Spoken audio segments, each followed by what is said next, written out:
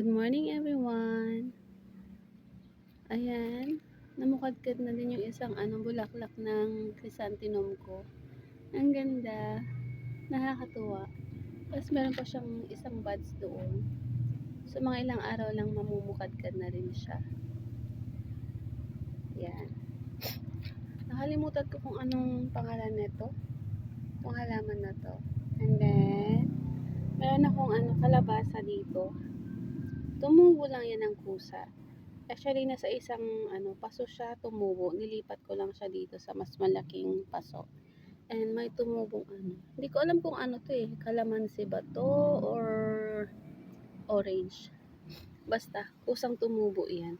Ilipat ko na lang pag medyo mas malaki na siya. And, meron akong mga kamote dito. Yan, ang lalago na nila. So, hindi ko pa sila tinatanggalan ng ng mga dahon talaga. Tinanggal ko lang last time yung yung mga kinain ng insekto. Kagaya ng ganyan.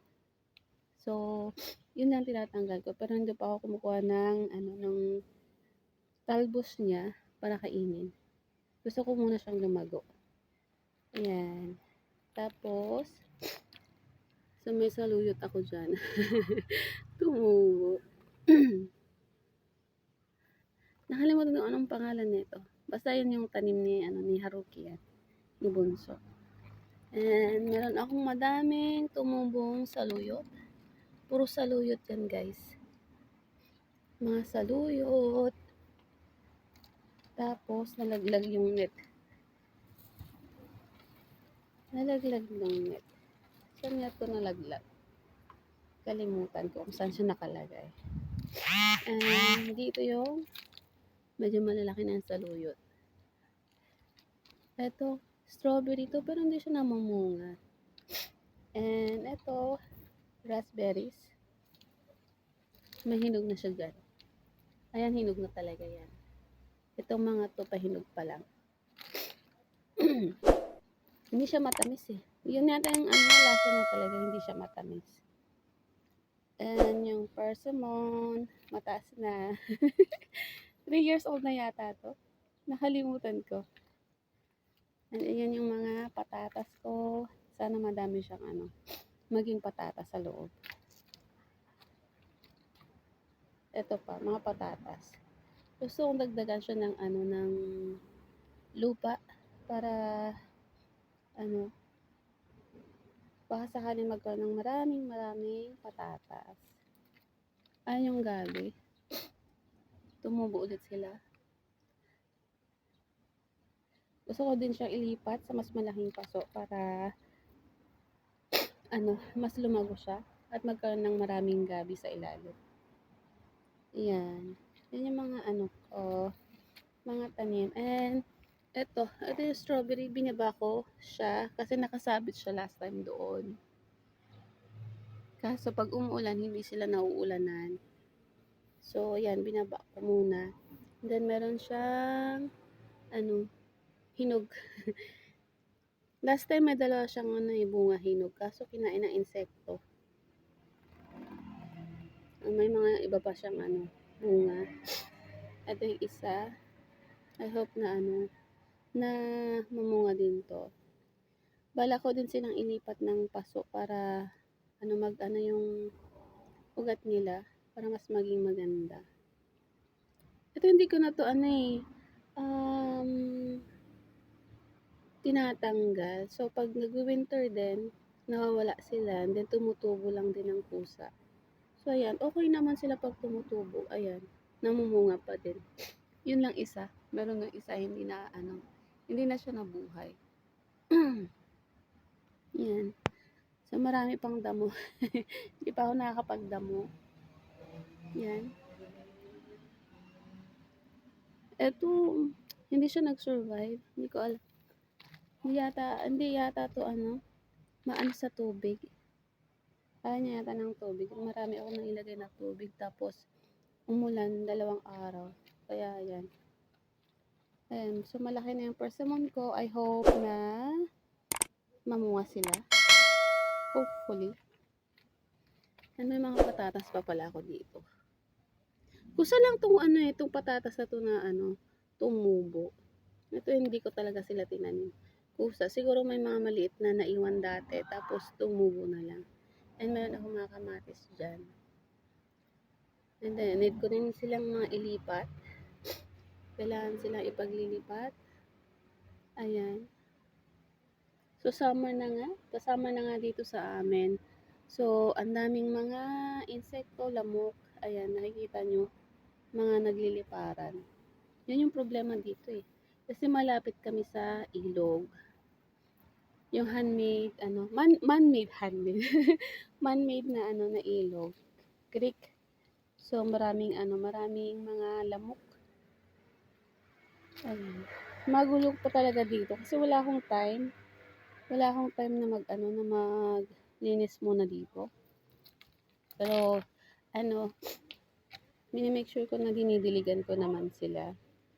So, marami akong mga paso na walang laman. Ayan. So, yung iba, ililipat ko dyan. Tapos, need ko bumili ng mga, lupa. Kailangan ko ng lupa. So, dito talaga ako natutuwa. Pagkaganda-ganda niya. Ano siya, combination ng pink and purple, yung kulay niya. Or pusha? Pusha ba? Pusha ba ang tawag dyan? So, parang yun, oh. In actual, pag tinitingnan mo siya, parang siyang purple. Pero pag bumukadkad, ganyan niya. Ganyan na sila. Parang pink na purple. Yung gitna niya parang purple. So parang siguro pusha ang tawag. Ayan. So yan guys, yung mga tanim ko na hindi ko pa masyadong maasikaso. Ito pala yung hindi ko alam kung anong puno talaga to. Hinayaan ko lang siya. I think kailangan niya ding mailipat para lumaki. Lumaki siya. Kasi ang nipis niya eh. Nandun yung aso ko. Gusto na yata umuwi. Sinasabay ko yung pag-check ng mga halaman sa paglabas ng aso ko. So habang siya palakad-lakad dito sa amin, likod ng bahay. And tinitingnan ko naman tong mga halaman. Pananim ko. Ayan, yan lang siya. Nakapagbawas na siya, nakaihi na rin.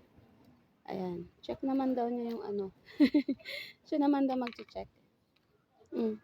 Guess what are you checking? Is it good? Ayan, check niya. Ganyan-ganyan lang siya. Minsan, tinatakbuhan niya ako. Punta siya dun. Dun hanggang dulo. So, hinahabol ko siya. Ayan. Oh, di ba? Check niya. Check niya daw isa-isa. Ang kulit. Oh, di ba? Sine-check niya. There's nothing in there, Gatsby. Oh, where are you going? Let's go. Let's go. You wanna go home? Let's go home na. Come on. Uwi na daw siya. Uwi na daw kami, guys. Ayan. At mainit-init na. Oh, you go first. Go. Go. Go. Go to the kaidan. Come on. Go, Gatsby. Oh, let's go. Gusto na niyang umuwi. Siguro gusto niyang uminom ng tubig. So, yun lang, guys. Thank you again for watching. Ayan, ang aking mga halaman / mga tanim na gulay, puno. Halo-halo. Buti na lang talaga ganito yung binili ni Daddy na na asawa ko na bahay namin. Ayan, sa sarili naming bahay to. And meron ganito sa likod, pwede ako magtanim-tanim. Kahabi ko kasi talaga yung pagtatanim. Ayan. So, ayan yung aso ko. Nag-aantay na ng umakyat pa uwi. Hindi na niya kasi kaya umakyat. Hindi niya kayang akyatin yan kasi mataas. So, yan. Antay siya. Okay. So, yun lang guys. Thank you again for watching. Have a great day everyone. Bye!